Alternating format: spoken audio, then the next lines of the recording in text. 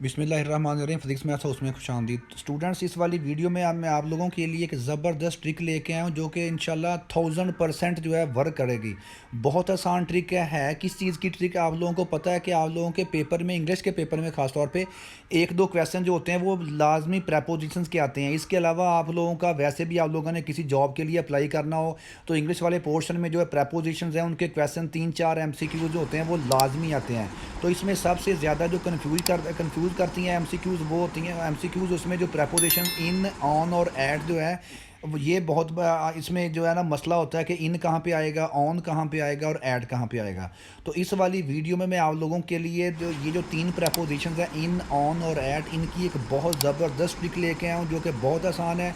इतनी सिंपल है कि छोटी क्लास के जो बच्चे हैं, छोटी क्लासेस के बच्चे, वो भी इसको बड़ी आसानी से पिक कर सकते हैं। तो आप लोगों ने क्या करना है, जल्दी से चैनल को सब्सक्राइब लाजमी करना है ताकि जितनी भी लेटेस्ट और इन्फॉर्मेशन से भरपूर वीडियोज़ हैं आप लोगों तक टाइमली पहुँचती रहें। गेस्ट पेपर एग्ज़ाम के हवाले से, डेट शीट के हवाले से और मुतलका सिलेबस जो है आप लोगों के मैट्रिक के इंशाल्लाह वो अपलोड मैं कर रहा हूँ, तो वो भी साथ साथ आप लोगों के जो है वीडियो तो पहुँचती रहें। तो चैनल को सब्सक्राइब कीजिएगा, वीडियो को दोस्तों के साथ शेयर कीजिएगा। बढ़ते हैं जी वीडियो की तरफ के इन, ऑन, एट प्रेपोजिशन आपने कहाँ यूज़ करनी है। सादा सी ट्रिक इसकी क्या है, ये एक छोटा सा आपको टेबल नज़र आ रहा होगा, इसमें मैंने कैटेगरीज किया हुआ है। ऑन कहाँ पे आएगा, इन कहाँ पे आएगा और ऐड कहाँ पे आएगा। बहुत आसान ट्रिक है। सबसे पहले बढ़ते हैं ऑन प्रेपोजिशन कहाँ कहाँ किस किस जगह पे यूज़ होगी।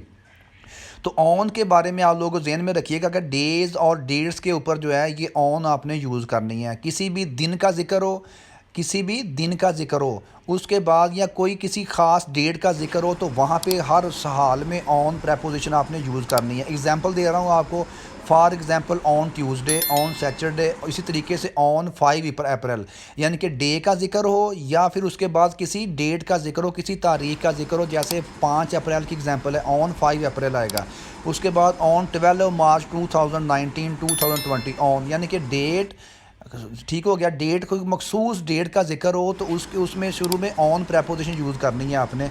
और इसी तरीके से कोई भी हफ्ते का दिन जो है वो मेंशन किया उसके साथ भी ऑन। इसी तरीके से on Sunday morning, on Christmas day, ठीक हो, किसी ख़ास डे का जिक्र हो वहाँ पे भी ऑन आएगा। ऑन माई बर्थडे, ठीक हो गया।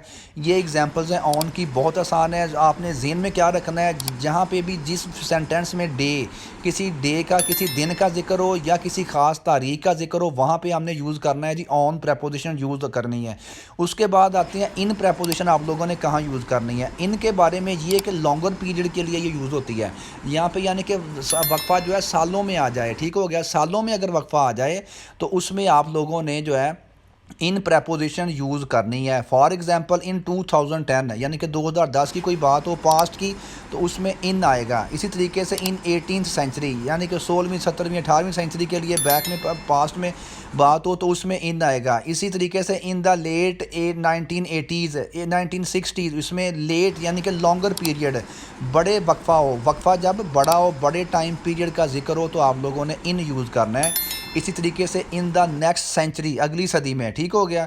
इसी तरीके से इन द आइस एज, यानी कि इसी तरीके से पुराने ज़माने की बात ये हो रही है। इसी तरीके से इन फरवरी, हम फरवरी में ऐसा करेंगे, बाय नेक्स्ट ईयर हम ऐसा करेंगे, ठीक हो गया। इन द मिडल एजेस, यानी कि जब भी लॉन्गर पीरियड का जिक्र हो, वक्फा ज़्यादा हो तो आप लोगों ने इन प्रेपोजिशन यूज़ करनी है। यहाँ पे ऑन प्रेपोजिशन यूज़ नहीं होगी।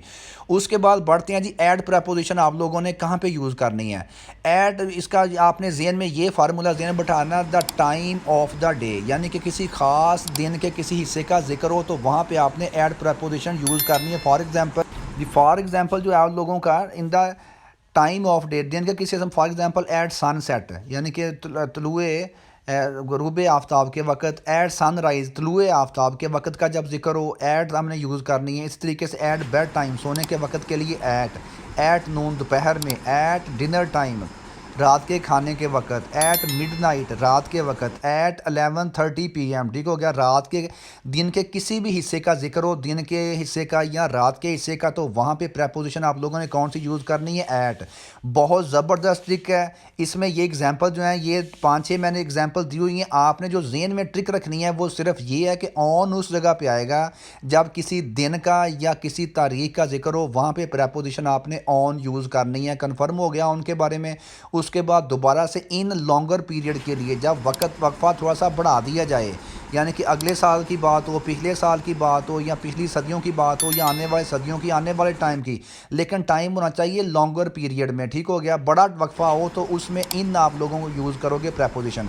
उसके बाद एट आपका मैंने अभी बताया कि in the time of the day, यानी कि दिन का कोई भी हिस्सा, दिन के किसी हिस्से में कोई काम हो रहा है या रात के किसी हिस्से में कोई काम हो रहा, तो वहाँ पे आप लोगों ने प्रेपोजिशन एट इस्तेमाल करनी है।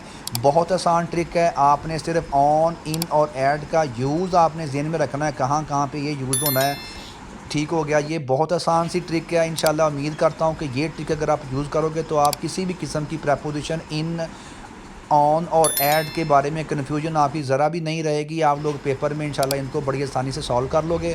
तो वीडियो का आपने दोस्तों के साथ शेयर करना है ताकि तमाम स्टूडेंट्स तक ये वाली वीडियो पहुंच जाए। ये बहुत इंपॉर्टेंट वीडियो है प्रेपोजिशन के हवाले से। मज़ीद इस तरह की वीडियोज़ के लिए चैनल को सब्सक्राइब करना मत भूलिएगा, और जो है दोस्तों के साथ वीडियो को शेयर कीजिएगा। और ये प्रेपोजिशन का ट्रिक्स जो है इसको आप लोगों ने ज़हन में रखना है ताकि आप लोग पेपर में अच्छे से इसको सॉल्व कर सको। वीडियो देखने का बहुत शुक्रिया जी, मिलते हैं नेक्स्ट वीडियो में। अल्लाह हाफिज़।